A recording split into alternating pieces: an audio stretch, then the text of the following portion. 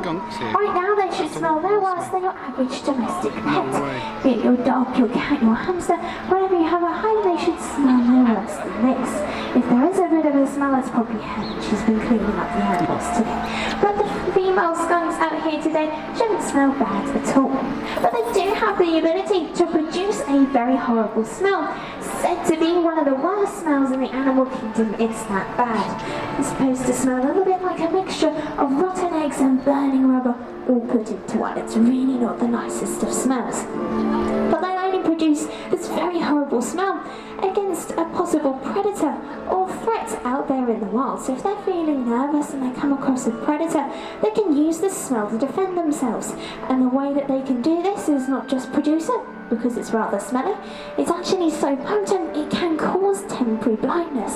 So these guys also have the ability to jet that spray up to 6 meters, because that smell is created by a chemical that's made in a gland underneath their tails. So they can shoot that up to 6 meters, and they're really hoping to spray it in the predator or threat's forward-facing eyes to cause that temporary blindness, give themselves a chance to get away without being seen. And if all else fails, they do have the ability to produce it in a cloud that potentially, well, it could cover us all out here today. But these 3 girls have been with us at the zoo for 6 years and never sprayed before.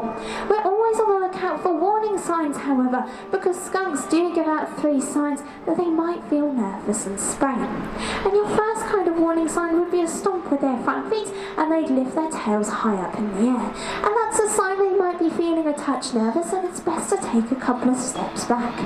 If you don't, then quite often you can reach step 2, which is known as a bit of a toddler's temper tantrum, because they stomp their feet, they make a funny screeching noise, lift that tail high up in the air, and essentially try to act as big and scary as they possibly can in order to try and ward you off from step 3, which is when they turn around and they take aim. But with smelling as we started with today, we're now going to move on to the final species of our presentation, and it's one you can find in areas of South America. And we're being joined now by 3 ring-tailed coatis, and these guys go by the names of Pickle, who's walking along the front beam alongside Hannah out here today, and also by Whiffle and Snuffle working alongside Alex in the grandstand. Now these guys, when you take a first look at them, surely you would think them to be a member of the lemur family, because there's a very much loved lemur with a ring tail, which is of course the ring-tailed lemur. But these guys have no relation to the ring-tailed lemur at all, nor are they a member of the primate family. These guys are in fact a cousin of the raccoon, and the ring-tailed coati will use their ring-tail very differently to a lemur. Now a lemur has the ability to use their beautiful ringtails in a prehensile way, so by this we mean they can use it to wrap around branches and vines to steady themselves and essentially use that tail to climb. But these ring-tailed coatis out here today, well, they don't have that ability at all, so they use it for 2 different reasons. And one thing you might notice from Whiffle out here today, while she's on the beam, she moves that tail from side to side. Now, you may have already noticed from these guys, they truly are fantastic climbers, so that beautiful long tail is perfect to be able to steady themselves with ease when it comes to climbing around out here today. However, that tail is also very important for communication as well.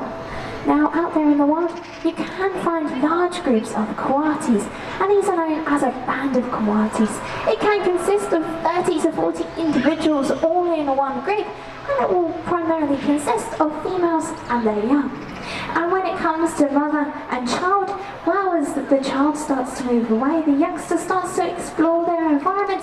They want to let mum know exactly where they are, so they can use their tails to talk to each other, to communicate exactly where they are, simply by lifting their tail nice and high up in the air, so let mum know exactly where they are.